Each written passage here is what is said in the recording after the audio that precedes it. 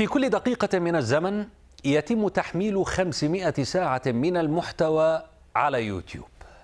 من أكثر المواضيع تفضيلا لمستخدمي المنصة هذه هي الجيمنج، ألعاب الفيديو. سيف من أشهر اليوتيوبرز في هذا المجال، فتاة سورية يتابع قناتها على يوتيوب أكثر من 5 ملايين متابع، تقوم بتصوير فيديوهات بسيطة عن حياتها اليومية وتلعب الببجي موبايل. تلعب والناس تحب لعبها، خاصة عندما تقيم التحديات مع أختها في هذا المجال. بلغ عدد مشاهدات قناتها على يوتيوب حوالي 1 مليار مشاهدة. لكن قبل يومين فاجأت سيف متابعيها بفيديو قصير على غير عادتها، أعلنت فيه ترك اليوتيوب. قضينا أيام كتير حلوة على اليوتيوب مع بعض. أحلى 2 مرقوا بحياتي، 2 اللي عشتها معكم. وهلأ اجى الوقت اللي صار لازم فيه إني أترك اليوتيوب. أنا ما عاد أنزل أي فيديو على اليوتيوب، بس حابة إني لكم شغلة.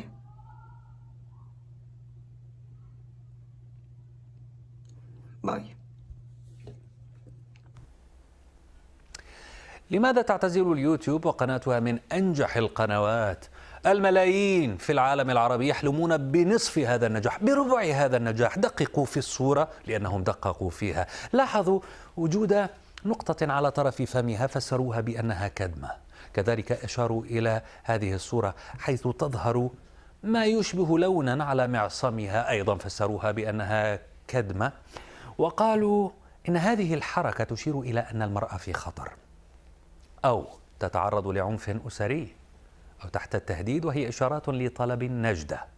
تلك الإشارات ظهرت لأول مرة عند انتشار جائحة كورونا، ونشرتها أول مرة مؤسسة المرأة الكندية في أبريل نيسان الماضي كطريقة لطلب النجدة عند إجراء اتصال بالفيديو، وذلك بعد تزايد حالات العنف الأسري. هذه نسختها العربية. ضع راحة يدك على الكاميرا واثني إبهامك هكذا، ثم احبس إبهامك بين الأصابع. هذا ما نفذته سيف أمام الكاميرا. على وسائل التواصل كثرت التعليقات والتكهنات والتفسيرات. سلام تقول لك: للأمانة أنا أحس أنها بتوصل الرسالة، لأنها قالت بقول لكم شغلة، وبعدها وجهت عينها لنظرها وقالت باي.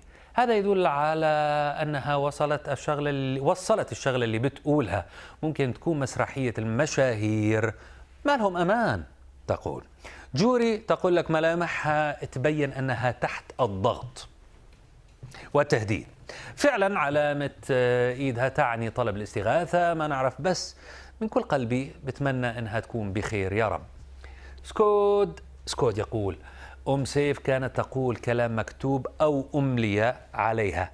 يوجد احتباس للدموع في عينيها، وكأنه يوجد شخص أمامها تنظر له باستمرار. وعندما أرسلت إشارة طلب النجدة المستحدثة قريبا، نظرت إليه خائفة أنه يعرفها. سوسن تقول: لنفرض أنها فعلا معنفة ومعذبة، هو يسمح لها تصور وتلمح كده؟ فقدت الثقة بالمشاهير. أتوقع بعد كم يوم تطلع وتبرر حركتها، كله فيك. بالنسبة لسارة إزريق تقول، وهي آخر تغريدة أتوقف عندها، سارة إزريق تقول: كل مرة تخرج بنت معنفة تطلب المساعدة نسمع نفس السؤال: يمكن كذابة، العنف موجود، مش شيء نادر. فلما تشتكي بنت من تعرضها للعنف فاحتمال جدا كبير تكون صادقة. البوح بالتعرض للاعتداء غالبا ما يشكل تهديدا حقيقيا للمعنفة، ولهذا نصدق شهادات من تعرضت للعنف. ينضم إلي عبر خدمة سكايب من مرسين بتركيا اليوتيوبر السورية الشهيرة جدا هديل العلي. سيف، مرحبا بك يا هديل. أريد أن أسألك يا هديل، ما هو السبب الذي دفعك لترك اليوتيوب وعدم الظهور؟ أهلا أستاذ عبد الله، يسعد مساك وشكرا كثير على الاستضافة. اسمي أحمد. فضل. أهلا وسهلا أستاذ أحمد. أول شيء أنا كنت رح أترك قناتي على اليوتيوب بسبب ضغط نفسي ومسائل جدا شخصية، صراحة ماني حابة أحكي عنها حاليا بالوقت الحالي.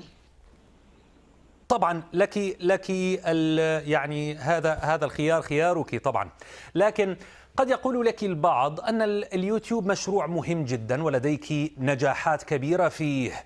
أنت لديك 5 ملايين متابع، الكل يحلم بربع هذا العدد. هل من السهل التخلي عن عادة يومية في هذا العمل بإمكانك يعني أن تحققي دخلا منها؟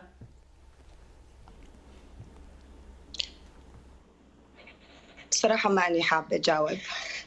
لك الحرية أيضا ذلك. طيب إذا أردت أن توجهي، هل سيكون الترك لفترة محددة أم يمكن أن تعودي إلى تفعيل قناتك؟ هل هناك من سيحل محلك في هذه القناة؟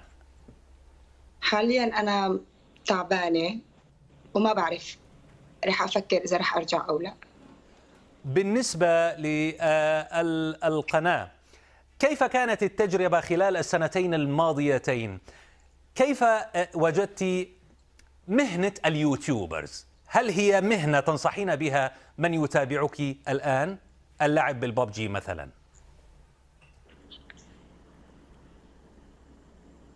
هلا الشهرة مش سهلة ومجال اليوتيوب مش سهل. أنا عشت سنتين كتير حلوة من حياتي باليوتيوب، الحمد لله قدرت أكسب قلوب كتير ناس، قدرت أكسب محبتهم ثقتهم، فبعتبرها مهنة كتير صعبة. طيب إذا كانت ليست سهلة، إذا أردت أن تنصحي ناس يحبون أن يكونوا يوتيوبرز في المستقبل، ماذا تقولين لهم؟